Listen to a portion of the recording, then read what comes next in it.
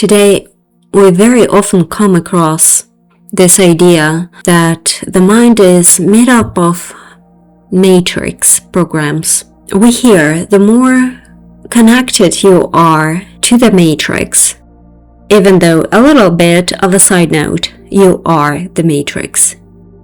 Anyway, so the more connected you are to the matrix, the more you try to explain everything logically. You analyze, you think very intensely. In other words, the mind is a tool of matrix. There is a certain meaning to this.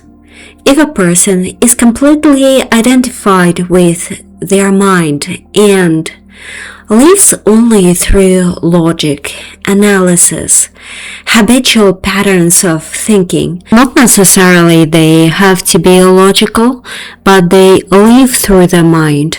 They try to understand everything through their mind. So these people remain within a matrix system of perception, or so-called matrix system of perception. This idea leads very often people to the opposite extreme. They begin to understand that the mind is something bad.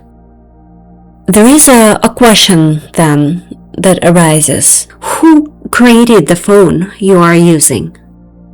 Who built the computer, the airplane, the internet, the modern technology? We use all of these things.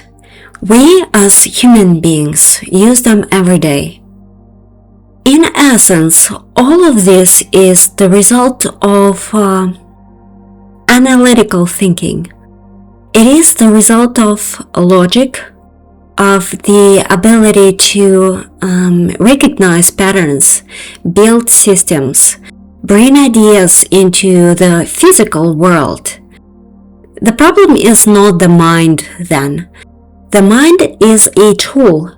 The real question is how well the bridge between your heart and your mind has been built. If the mind is disconnected from your heart, it begins serving programs that lead you into maybe depression, maybe some destructive patterns in your life. You will follow a path that is in reality not your own.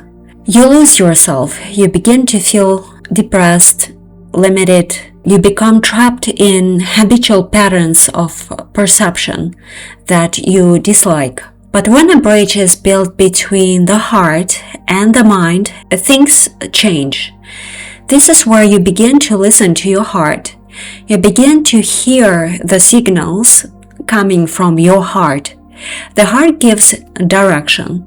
The mind is the tool that helps bring that direction into manifestation in the physical world. Without the heart, the mind easily becomes lost in endless analysis. Without the mind, your inner feelings remain only inner feelings. There is no manifestation in reality of what your heart is trying to tell you. So the mind is a tool. The question is then whether this tool goes against or with the programs of your inner system. That is why it is necessary to build the bridge between your heart and your mind. Then you will understand what works for you, what supports you, what works against you. You will begin to experience more and more joy in your life instead of living in depression or in situations that confine you and make you feel trapped, like trapped in a cage.